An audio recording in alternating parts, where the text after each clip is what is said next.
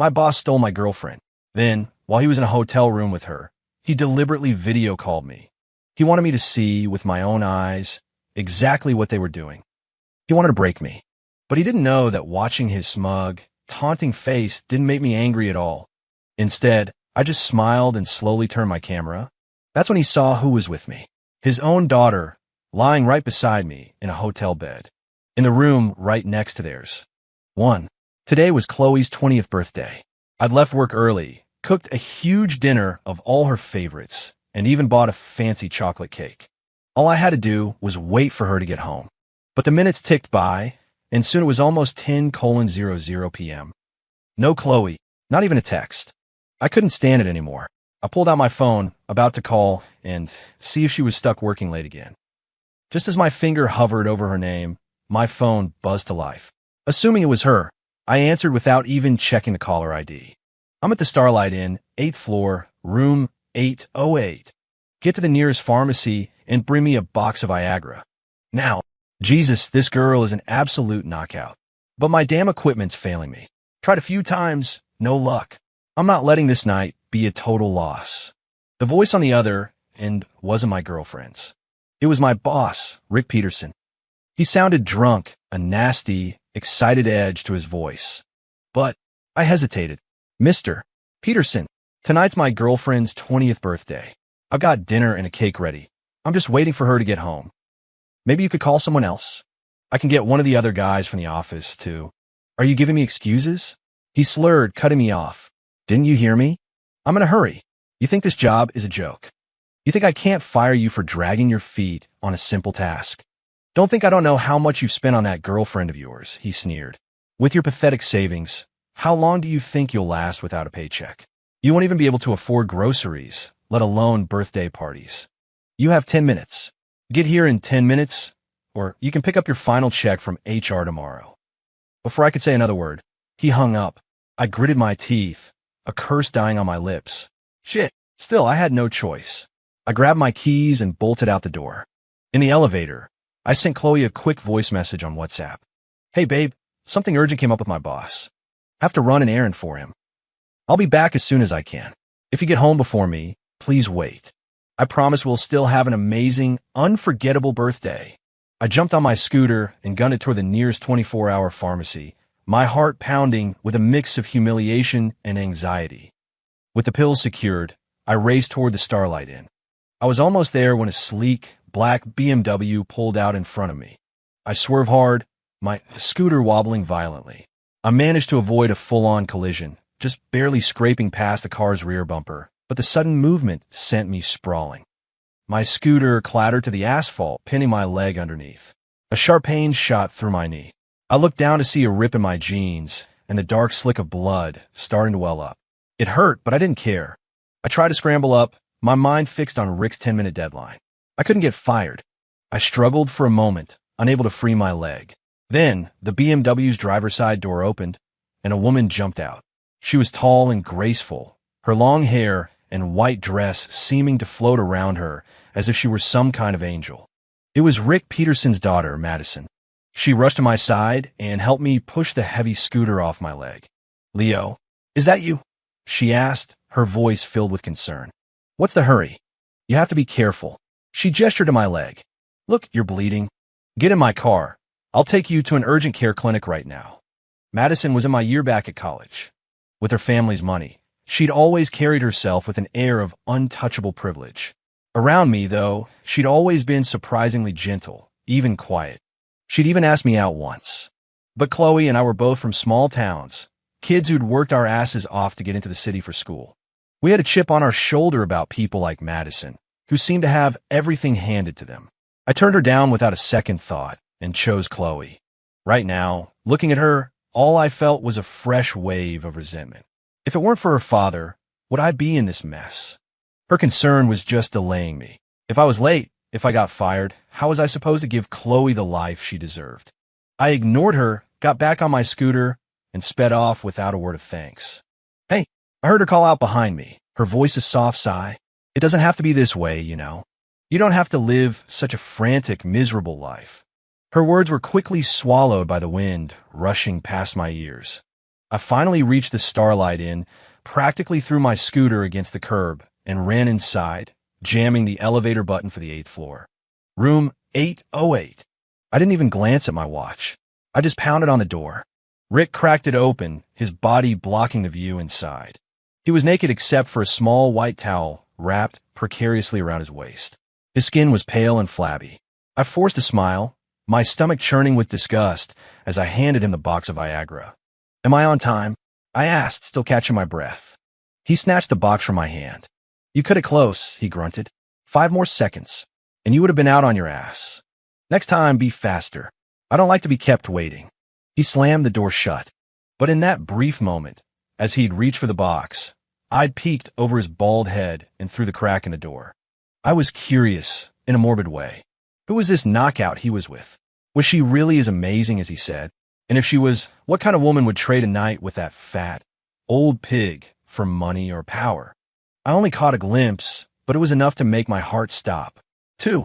Lying on the bed, her back to me, was a woman with a breathtaking figure. The curve of her body, the long, straight hair cascading over a slender neck, the delicate waist, and the long, pale legs. It was a perfect match for Chloe. For a dizzying second, I thought it was her. The door slammed, shaking me from my stupor. I could hear Rick's heavy footsteps rushing back toward the bed. I didn't want to hear what came next. It couldn't be Chloe, I told myself. She would never be that cheap. It was just a coincidence, someone who looked like her from behind. That's all. Chloe worked at a different company. Rick wasn't her boss. There was no connection. It was impossible. Besides, I've been gone for a while now.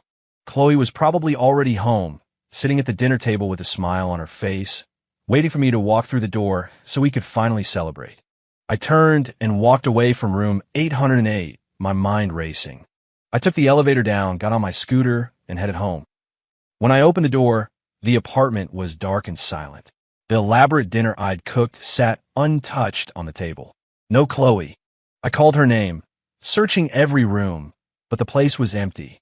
Was she working even later than usual? Or worse, had she forgotten it was her 20th birthday? A knot of anxiety tightened in my stomach.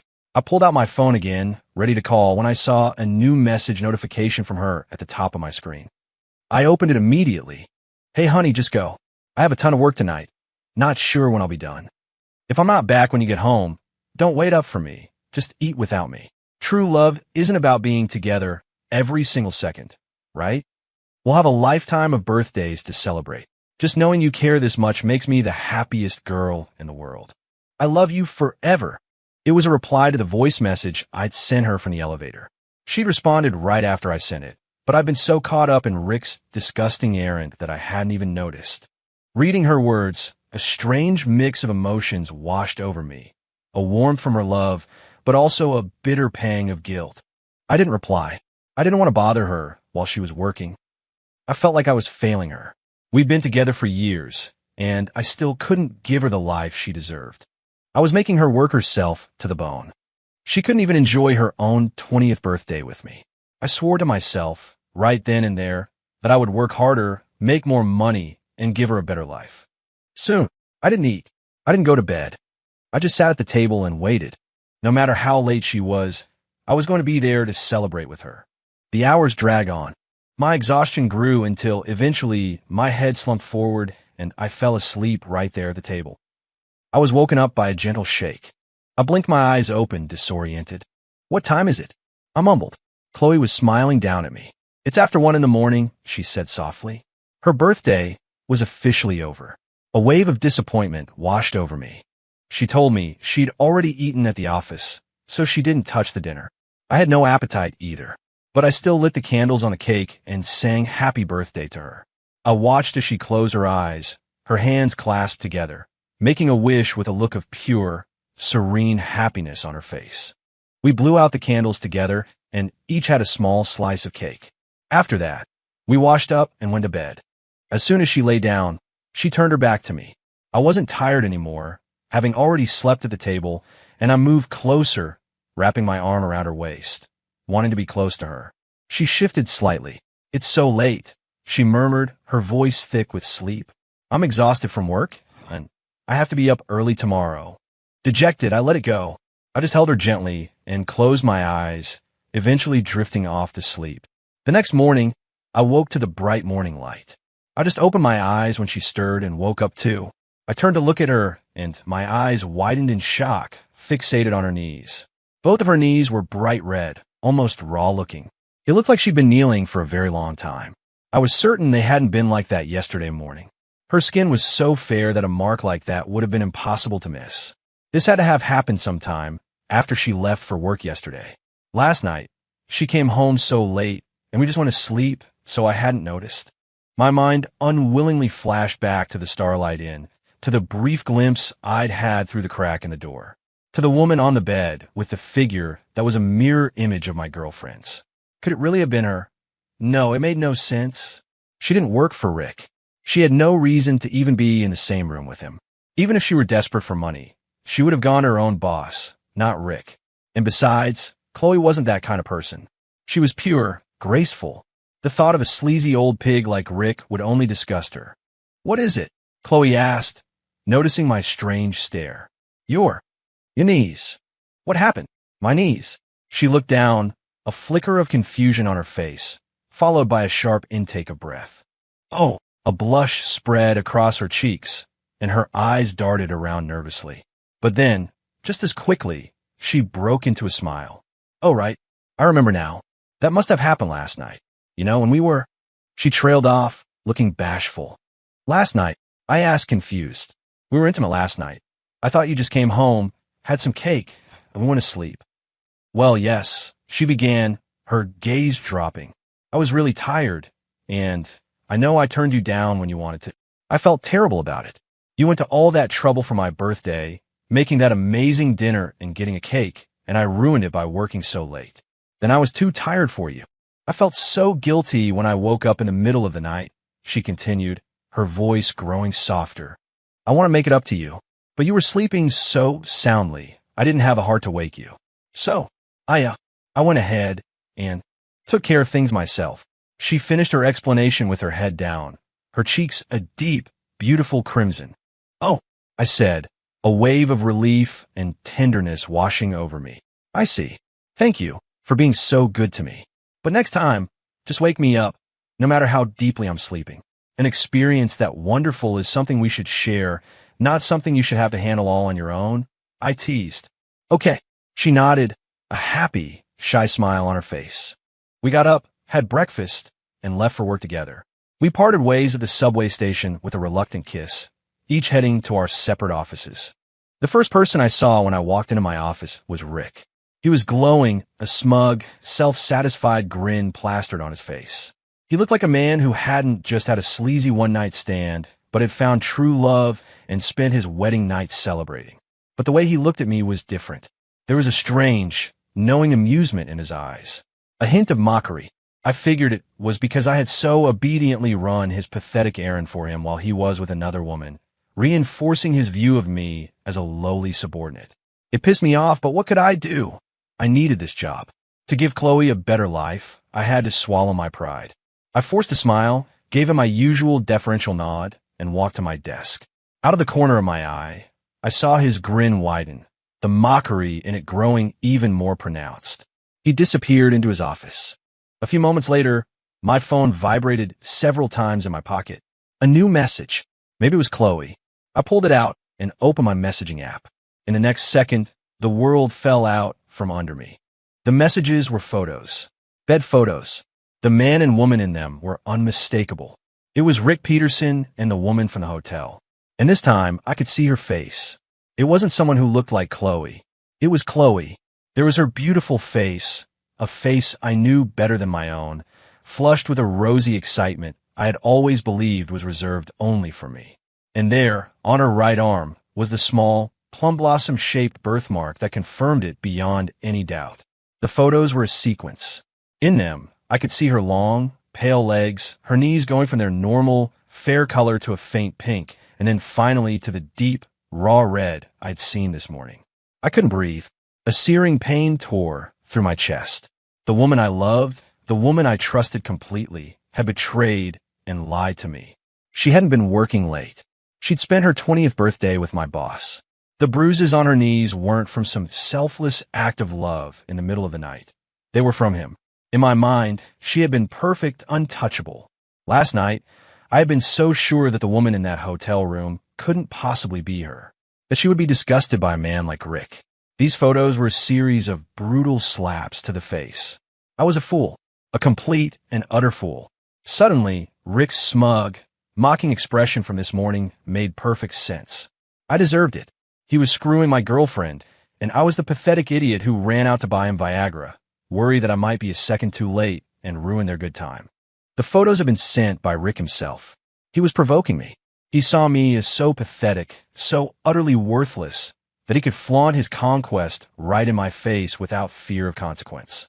I had brought this on myself. My groveling last night had only fueled his arrogance. Just then, a series of text messages came through from him. "Hey baby, was I amazing last night, or what? Don't let this old man's age fool you. After that little pill your boyfriend brought over, I'm better than any of those young guys. I bet your boyfriend has never made you feel as good as I did last night. And you, wow, you were incredible. So wild. You nearly drained me dry. But I loved every second of it. I can't stop thinking about it. Too bad you're not here with me now. I have to settle for looking at these pictures to remember the moment. When are we meeting up again? Next time, we'll get that pathetic, clueless simp of a boyfriend of yours to be our delivery boy again." It looked like he'd sent the message to the wrong person. He must have mistaken my contact for Chloe's. Our chat profiles were similar. Mine was forever and always, hers was always and forever, and our profile picture was the same photo of the two of us together. It was an easy mistake to make, but another, colder possibility surfaced. He knew exactly who he was sending it to. He was doing this on purpose. Rage, pure and undiluted, surged through me. My hands clenched into fists. I was about to shoot out of my chair and storm into his office to kill him. But right at that moment, my phone rang. The timing was almost supernatural. The caller ID was Madison Peterson. Seeing her name only fueled my anger. But I was also baffled. In all the years since I'd rejected her, she had never once called me. I answered the phone. "You're probably thinking about killing my father right now, aren't you?" she said immediately, her voice calm and steady. "If you really want to get revenge, listen to me. Calm down. Right now, and you think last night was the first time? You think that's all there is between him and your girlfriend? If you want to know the rest of it, we should talk somewhere else. The Corner Brew. I'll be waiting for you. And I have a feeling you'll be there." Without giving me a chance to speak, she hung up. She was so sure I'd calm down, so sure I'd go meet her. And she was right. The rage didn't vanish, but it froze, solidifying into something cold and sharp. I stood up, walked out of the office, and headed for the Corner Brew. Madison was already there, waiting in a booth by the window. She was wearing another white dress, her long hair framing a face that looked as serene and clear as ever, like a saint in a world of sinners. I had often wondered if she was really Rick's biological daughter. How could a man so ugly, short, and vile produce someone so tall, beautiful, and seemingly pure? She offered a faint smile as I approached. Her bright, clear eyes were filled with an unmistakable pity. For me, 2 cups of tea were already on the table. Green tea, my favorite. After all these years, she still remembered. "Just tell me what you know," I said, sitting down across from her. My voice was ice. I didn't touch the tea. She didn't answer directly. Instead, she picked up her phone from the table, unlocked it, and handed it to me. "Look at this." I took it hesitantly. The screen showed her photo gallery, filled with video thumbnails. Each thumbnail showed 2 people, her father and my girlfriend. Only them. Sometimes they were clothed, eating in what looked like a hotel restaurant. Other times they were naked, tangled together on a hotel bed. One video was in a car. Another was on a riverbank under the moonlight. My hand trembled as I moved to tap on the first video. "I put these on before you do that," she said, stopping me. She pulled a pair of earbuds from the designer bag sitting on the seat next to her, plugged them into the phone, and handed it back. But she held on to the earbuds. "Should I come sit next to you?" she asked with a mischievous glint in her eye. "We could each take one and watch together." "Do you think this is a game?" I snarled, snatching the earbuds from her hand. She just smiled, completely unfazed. I jammed the buds into my ears and started watching. The more I watched, the deeper the shock, the hotter the rage, the heavier the shame. It turned out Chloe had been with Rick almost since the day I started working for him. My getting that job hadn't been because Rick recognized me as his daughter's college classmate. It was because of Chloe. I remember my interview. Chloe had come with me for support. Rick had looked at us, said we seemed familiar, then looked at my resume and asked if we were his daughter Madison's classmates. At the time, I felt a little awkward about it, hesitant to work for the father of a woman I'd rejected. But Chloe had nodded eagerly and shot me a look, urging me to play along. The salary was great, and I was desperate to start building a life for us, so I took the job. I never knew that Rick had set his sights on Chloe that very day. And according to the videos, Chloe hadn't put up much of a fight. In exchange for his money and promises, she had treated our vows of love and our shared dreams as a joke. In one video, I heard her telling Rick with a fawning tone that a loyal little simp like me would never find out as long as they were careful. She even boasted that if I ever did find out, it would only take a few sweet words to get me back on the leash, and I'd go right back to being her devoted doormat. Rick had roared with laughter, his disgusting body shaking as he grunted that a pathetic loser like me deserved to be cheated on. Seeing that, I felt the phone in my hand start to shake, the veins in my hand popping out. "Don't break my phone," Madison said calmly, gently taking it from my grasp. I glared at her, my vision turning red. Honestly, if she hadn't taken it, I might have smashed it against the wall. "Why are you looking at me like that?" she asked, her smile never wavering. "My dad is the one who stole your girlfriend, not me. You're not thinking of taking your revenge out on me, are you? If you have any guts, you'll go after him. If you can only get angry at me, then you really are the simp and the loser they say you are. Not only will they look down on you, but so will I." She leaned forward slightly. "Of course, if you do want to get revenge on my father, I can help you. And I guarantee it will be more satisfying and spectacular than anything you could ever imagine." "Why?" I managed to choke out. "Why would you help me? And how? What could possibly be more satisfying than what I'm imagining right now?" Her gaze was unwavering. "It's simple, because I love you more than she ever did. I always have, and I always will. As for how I can help," she continued, a playful yet serious tone in her voice, "you dump your girlfriend, and you marry me. Become my father's son-in-law." She was still smiling, but her eyes, bright and clear, were filled with a desperate, hopeful light. For some reason, I felt a sudden urge to cry. Once a long time ago, when Chloe first told me she wanted to be with me, she had smiled just like that, a mix of joking and deadly seriousness, her eyes full of hope. And in the end, she had betrayed me, treated me like a fool, and planned to keep me in the dark forever. I blinked hard, forcing the tears back. Now was not the time for grief. It was time for revenge. I looked at Madison and nodded. "Really?" Her eyes widened in genuine, disbelieving surprise. "Yes." My voice was quiet, but my nod was firm. My gaze was as resolute as it had been all those years ago when I had turned her down. That day she had cried. Today she cried again. But these were not tears of sorrow. They were tears of pure, unadulterated joy. "I've waited so many years for this day," she whispered, her voice thick with emotion. "I know you're only doing this for revenge, but I don't care. Even if it's all a lie, I'll cherish every moment. Because my feelings for you are real. More real than anyone's." She leaned across the table, her composure finally breaking. She grabbed my hand and pressed it against her chest. "Feel my heart," she choked out. It was pounding a frantic, desperate rhythm under my palm. I didn't know if it was love, but I knew, without a doubt, that it was real. I got home very late that night, but Chloe was even later. I was already asleep when she finally came in. I vaguely registered the bed dipping beside me, the rustle of the covers as she slid in. I instinctively reached for her, my arm finding her back. She was already wearing her pajamas. She didn't push my arm away, but she didn't turn toward me either. I was too deep in a haze of exhaustion and turmoil to care, and I fell back asleep. When I woke up the next morning, she was already dressed. She was wearing a stunning new outfit, looking vibrant and beautiful.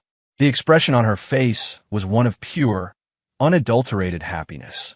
It was the same look she used to have when she was getting ready to meet me for a date. A bitter wave of hatred and pain washed over me. I knew she was going on a date, but it wasn't with me. It was with that old, foul pig, Rick Peterson. The new clothes, I guessed, were a fresh gift from him. She didn't seem to notice the storm brewing inside me. She just smiled brightly and told me an important client was flying in from out of town, and she had to go pick them up from the airport. She made a point of adding that the client was a woman. Then, without a hint of guilt, she turned and walked out the door. As her silhouette vanished, a cold smile touched my lips. The moment the door clicked shut, I called Madison. Bring your birth certificate and social security card. Meet me at City Hall. I hung up, grabbed my own documents, and walked out. Madison was already waiting for me on the steps of the building. She looked more beautiful than I had ever seen her. When we took the photo for the marriage license, she leaned her head against my shoulder and smiled with such genuine, shy happiness. We walked out with the official certificate in hand. Looking at our picture, I felt a strange sense of unreality, a flicker of doubt. It was as if this wasn't an act of revenge, but fate, as if she and I were always meant to be. She, however, clung to my arm like a real wife, her head resting on my shoulder as we walked her car. We drove straight to the Starlight Inn. She had already booked a room 809, on the 8th floor. It had to be the Starlight Inn, and it had to be room 809, because, as she had found out, her father and my now ex-girlfriend always used the same room, 808, and they were in there right now. As soon as we got to our room and lay down on the bed, my phone buzzed. It was a video call request. From Rick. I knew exactly what he wanted. I could guess it with my eyes closed. Without a moment's hesitation, I answered. I kept the camera pointed at myself. Madison, understanding immediately, pressed her body against mine, but kept her head down, out of frame. All Rick could see was my face. On his end, however, the view was explicit. He and my ex-girlfriend were on full display, holding nothing back, their bodies moving together in a grotesque parody of passion. It was designed to hit every one of my nerves. But Chloe looked off. Her eyes were half closed, her expression slack. She never once glanced at the camera. I suspected she was on something. Not that Rick had drugged her against her will. No, knowing what I knew now, she had probably taken it willingly to please him even more. Ha ha! Rick's boorish laugh filled the speaker. See this, kid? I'm with your girlfriend. We're in room 808 at the Starlight Inn. Sound familiar? That's right, it's the same room you deliver my Viagra to the other night. And guess what? The woman in the bed that night was your girlfriend, too. And here she's again. Huh. Are you shocked? Are you in pain? Are you furious? I want you to watch me cuckold you. The more you suffer, the better it feels. Ha ha ha. He was a caricature of arrogance. That's funny, I said, my voice dripping with amusement. Because I'm on the 8th floor of the Starlight Inn, too. In room 809, as a matter of fact. Right next door. And I'm not alone either. Oh, Rick's laughter faltered, a hint of confusion in his eyes. That was my cue. I slowly turned the phone. And at that exact moment, Madison lifted her head from my chest, looked directly into the camera, and pressed her face against mine in a tender, loving gesture. Rick froze. Then his face contorted into a mask of pure, apoplectic rage. He started screaming, incoherent curses spewing from his mouth as he scrambled off Chloe and clumsily pulled on his clothes. The video feed went black as he threw his phone down. A second later, we heard the door to 808 slam open. He was screaming in the hallway, pounding and kicking at our door, roaring for me to open up so he could kill me. I just held Madison closer, a profound sense of satisfaction washing over me. We ignored him. His rage escalated. We heard him on the phone, first yelling at the front desk, then calling the police. A few minutes later, hotel staff and a couple of cops arrived at the same time. A manager swiped the key card, and the door swung open. Rick stormed in first, followed by the officers. A few hotel security guards and curious guests crowded in the doorway behind them. I remained on the bed, holding Madison, and smiled pleasantly at him. He lunged toward me, his hands reaching out as if to drag me from the bed. But he stopped. We were wrapped up together under a single blanket. It was obvious from our bare shoulders that we were naked underneath. He could humiliate me, but he would never, ever let his own daughter be shamed in front of police officers and a crowd of strangers. He wanted to hit me, but he knew he was an old, out-of-shape man, and I was not. He was trapped, impotent with rage. He pointed a trembling finger at me. It was him, officers, he shrieked. He tricked my daughter. He drugged her and brought her here. Arrest him. I want him to rot in prison. Before the cops could even move, I reached over to the nightstand, picked up the freshly minted marriage certificate, and held it out to them. We're legally married, officers, I said calmly. One of the cops took it, glanced at it, and then looked at us with a knowing smile. Sorry to interrupt, he said, handing the certificate back to me. We'll leave you two to it. He turned to the crowd. All right, folks, show's over. Let's give the happy couple some privacy. Rick stared, his eyes wide with disbelief. He snatched the certificate from my hand and looked at it himself. His face turned a shade of purple I'd never seen before. This is impossible, he roared. It's a fake. He tore the document to shreds. Dad, it's real, Madison said from beside me, her voice calm and clear. We just came from City Hall. You ripped up his copy, but I have mine right here. And even if you tear this one up too, it's all on file with the county. We can get a new one anytime we want. You, he sputtered, pointing from her to me. You too. He couldn't finish the sentence. His eyes rolled back in his head, and he collapsed onto the floor in a heap.